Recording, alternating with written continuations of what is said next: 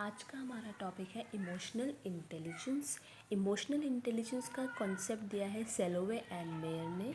And according to them it is the ability to monitor one's own and others emotion, to discriminate among them and to use the information to guide one's thinking and action. Okay, and as like IQ is used to express intelligence, intellectual intelligence, in the same way EQ is used to express emotional intelligence. Okay, इसे आप simple language में ऐसा समझिए कि emotional intelligence क्या है। It is the feeling side of intelligence, right. सिर्फ academically intelligent होना is not the only thing, but a person must have emotional side, okay, feeling side of the intelligence, and that is emotional intelligence. Okay, it has been found कि like जो बहुत ज़्यादा academically bright होते हैं, ज़रूरी नहीं या वो टैलेंटेड हैं तो ज़रूरी नहीं है कि वो जो है लाइफ में सक्सेसफुल हो।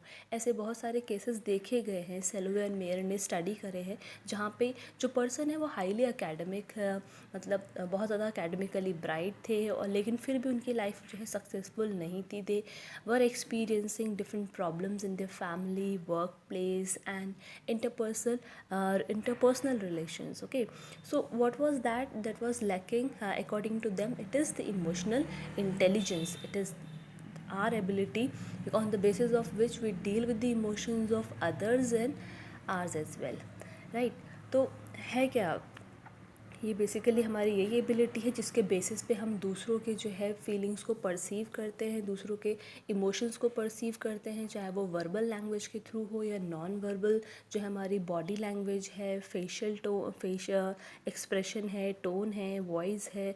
ओके, उसके बेसिस पे जो है उस अंडरस्टैंडिंग को जो हमने परसीव किया है उसके बेसिस पे अंडरस्टैंड करना दूसरे पर्सन को इमोशंस को, so that we can help some how.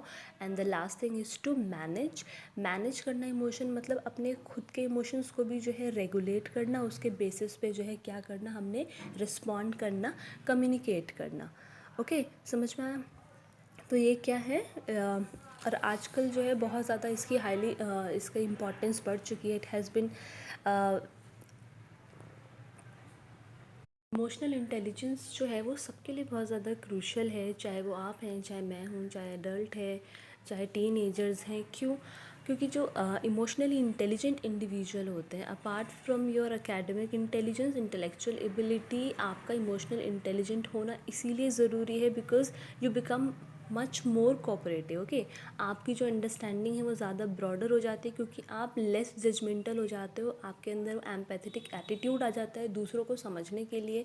आप ऑन द स्पॉट जो है किसी की बेइज्जती नहीं करना चाहेंगे because you can feel from his और हर साइड। तो उससे क्या होता है, बेटर अंडरस्टैंडिंग डेवलप होती है, कोऑपरेटिव बिहेवियर डेवलप होता है। And it has been found कि ज़्यादा जिनके अंदर जो है इमोशनल इंटेलिजेंस ज़्यादा होता है, वहाँ जो इंडिविजुअल होते हैं वो एंटी सोशल एक्टिविटी से बहुत कम होते हैं और बहुत ज़्यादा उनकी जो इंटरपर्सनल रिलेशन होती है वो बेटर होती है। They get along easily with anyone.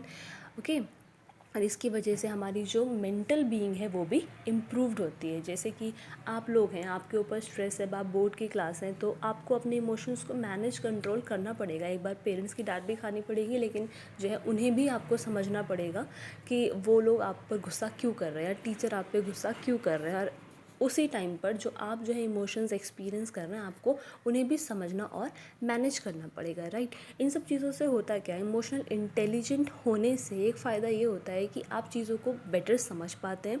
तो उसकी वजह से जो आपके चैलेंजेस हैं जो अभी आप फेस कर रहे हैं उनका स्ट्रेस थोड़ा कम हो जाता है। अंडरस्टूड?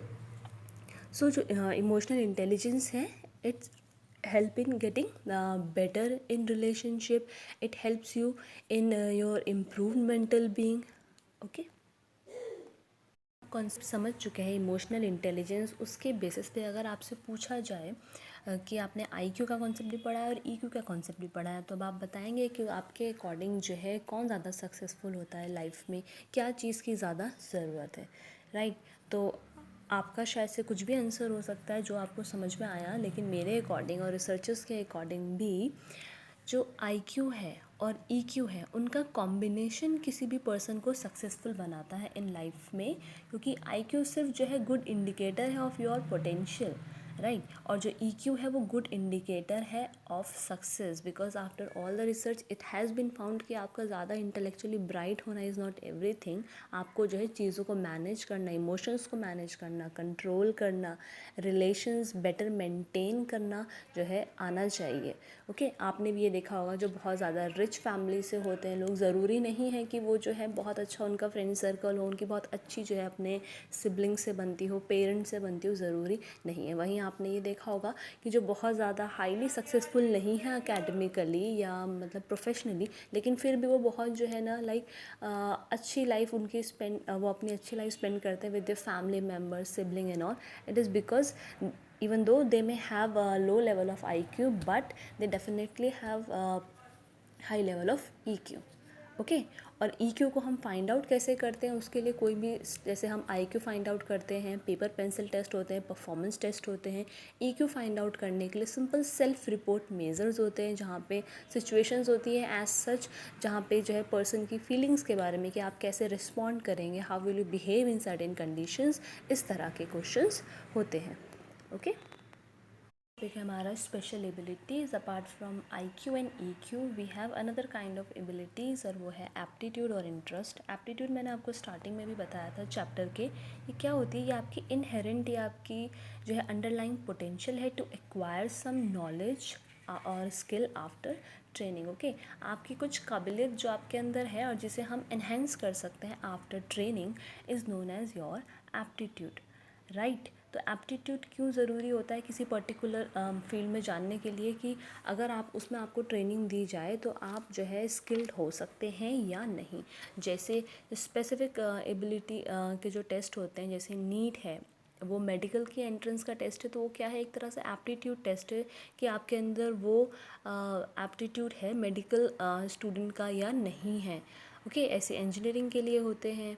और इसी तरह से हमारे कुछ जो है जर्नल से हैं, जैसे डिफरेंशियल एप्टीट्यूड टेस्ट है, जर्नल एप्टीट्यूड टेस्ट, पेट्री, इनमें बहुत सारे डिफरेंट फील्ड्स में आपके एप्टीट्यूड, आपकी एबिलिटी को असेस किया जाता है।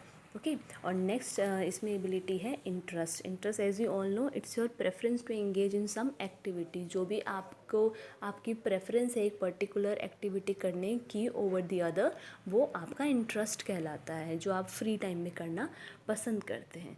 ठीक है, तो एप्टीट्यूड और परफॉर्मेंस को असेस करना क्यों ज़रूरी है, सो दैट हम जो है ये पता लगा सकें कि आप जो है किस पर्टिकुलर फील्ड में बेटर करेंगे।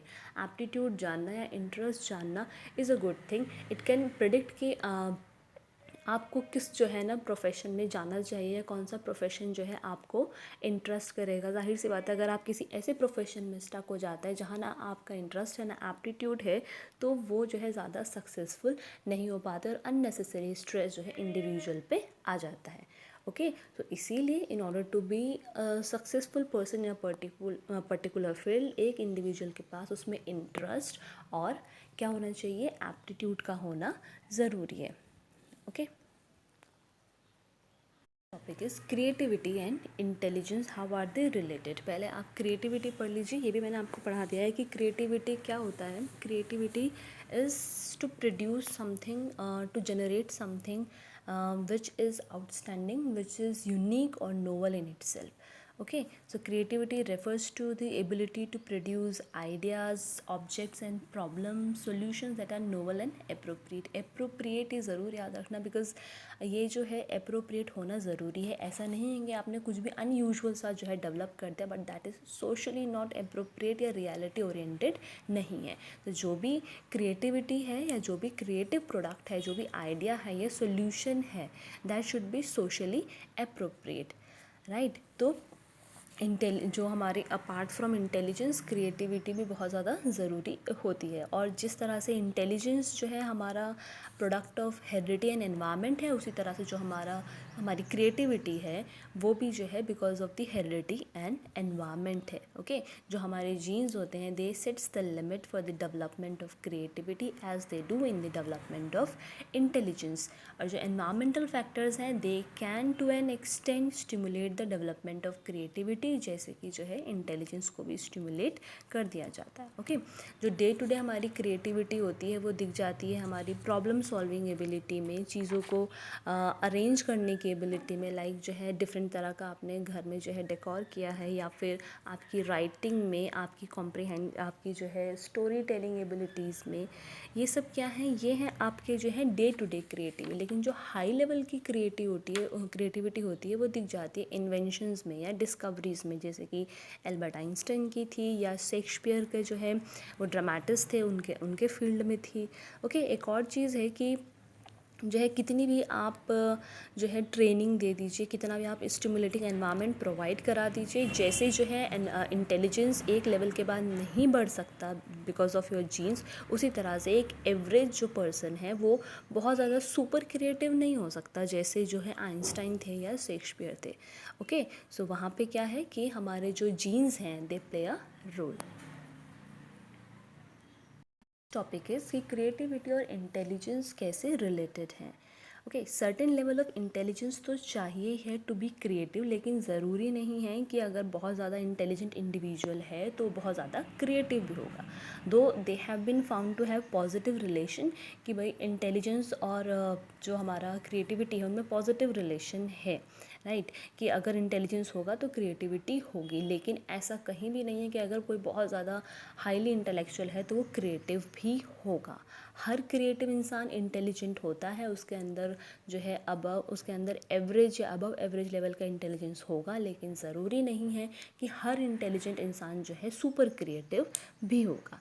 Okay, it has been found after research that both high and low level of creativity can be formed in highly intelligent children and the children of above average intelligence, right. तो हम creativity और intelligence को जो है measure कैसे करते हैं, आपको पता है कि इंटेलिजेंस को तो हम जो है स्टैंडर्डाइज टेस्ट से मेज़र करते हैं, जिसमें जो है एक तरह से जो है क्लोज एंडेड क्वेश्चंस होते हैं, पेपर पेंसिल जो है आपके टेस्ट होते हैं, जिसमें आपकी जो है एबिलिटीज़ जो है मेज़र की जाती हैं, which involves convergent thinking. Convergent thinking मतलब यू नो दैट 11th में पढ़ा है आपने। कन्वर्जेंट थिंकिंग का मतलब क्या है, जहाँ पे आपकी सारी एबिलिटी जो है कंक्लूड करती हैं किसी एक ही पर्टिकुलर सही आंसर को। ओके, सो ये जो इंटेलिजेंस टेस्ट होते हैं दे focus on assessing your intellectual abilities only, जिसका जो है एक पर्टिकुलर एक क्वेश्चन का एक ही आंसर हो सकता है। इसके एग्जांपल जो है आप वेशलर के जो है स्केल्स ले सकते हैं, वेशलर इंटेलिजेंस स्केल जो उसने एडल्ट के लिए अलग बनाया है और बच्चों के लिए अलग बनाया है। उसी तरह से जो क्रिएटिव टेस्ट है they use open ended question. Open ended question मतलब येस नो राइट रॉन्ग इस तरह के क्वेश्चंस नहीं होते हैं, उसमें चांस दिया जाता है आपको, आपके पास पूरी फ्रीडम होती है to form your own answer, to be creative in your answers. Okay, ज़्यादातर जो है वो परफॉर्मेंस टेस्ट की तरह होते हैं, and they have the maximum scope to assess expression of spontaneity, originality and imagination। तो जो आपकी जो क्रिएटिव टेस्ट होते हैं वो आपकी ओरिजिनलिटी को असेस करते हैं, इमेजिनेशन को, कितने ज़्यादा आप स्पॉन्टेनियस हैं उसको मेज़र करते हैं। And importantly they focus on divergent thinking. Divergent thinking मतलब your ability to produce large number of ideas for a problem, right, तो वो उस पर फोकस करते हैं। और एग्जाम्पल है आपका, जैसे मैंने आपको बताया था कॉन्सेप्ट ऑफ क्रिएटिविटी 11th में बताया था कि गिलफर्ड ने दिया था, तो पहला क्रिएटिविटी का टेस्ट जो है वो गिलफर्ड का इंटेलिजेंस टेस्ट है, और दूसरा इसमें एग्जांपल है Torrance test of creativity. Okay, तो अगर आ जाता है so you must mention the name of the test as well. Okay.